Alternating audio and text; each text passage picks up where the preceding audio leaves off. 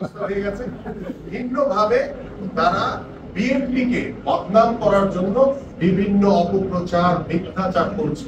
এবং আমি যদি খুব স্পষ্ট ভাবে বলতে চাই যে আপনারা সবাই ধর্মপ্রাণ মুসলমান, আপনারা যারা ধর্মকে ব্যবহার করে, ধর্মকে বিক্রি করে যারা রাজনীতি করে, তাদের দ্বারা বাংলাদেশের মানুষের রাষ্ট্রের কোন উন্নয়ন কখনোই সম্ভব না।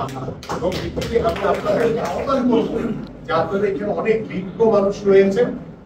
আমি সেদিন আপনারা দেখেছেন, আমি একটু বলেই ফেলি যেহেতু কথাটা উঠে আসছে, যে রোজা জামাতের একজন বলেছেন নেতা অ্যাডভোকেট শিশির মনির,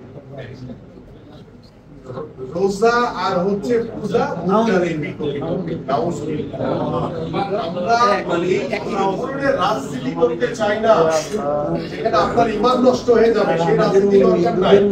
যদি কেউ মনে করে যে বাংলাদেশে শহীদ রাষ্ট্রপতি জিয়াউর রহমান তিনি বিসমিল্লাহির রহমানির রহিম সংযোজন করেছিলেন আমাদের সংবিধানে, কারণ তিনি তখন মনে করেছেন যে বাংলাদেশে 95% মানুষ মুসলমান, সেই দেশের সংবিধানের যে শুরুটা সেটা যাতে বিসমিল্লাহির রহমানির রহিম দিয়ে শুরু হয়, যে আল্লাহর উপর পূর্ণ বিশ্বাস এবং আস্থা রেখে আমাদের সকল কার্যক্রম।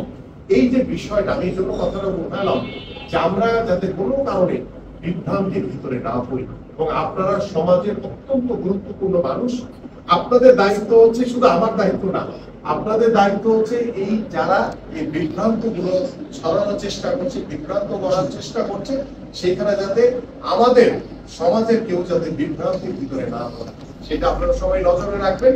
এবং আমি আপনাদেরকে আন্তরিকভাবে ধন্যবাদ এবং কৃতজ্ঞতা জানাচ্ছি যে আপনারা ঈশার নামাজের পরে দীর্ঘক্ষণ আমরা যে মত বিনিময় সভা করেছি, আলোচনা করেছি, এটা ইনশাআল্লাহ আমি দৃঢ়ভাবে বিশ্বাস করি আমাদের যে আজকে আলোচনা শতভাগ সফলভাবে ইনশাআল্লাহ আমরা প্রত্যেকটি কাজ সম্পন্ন করব। সবাই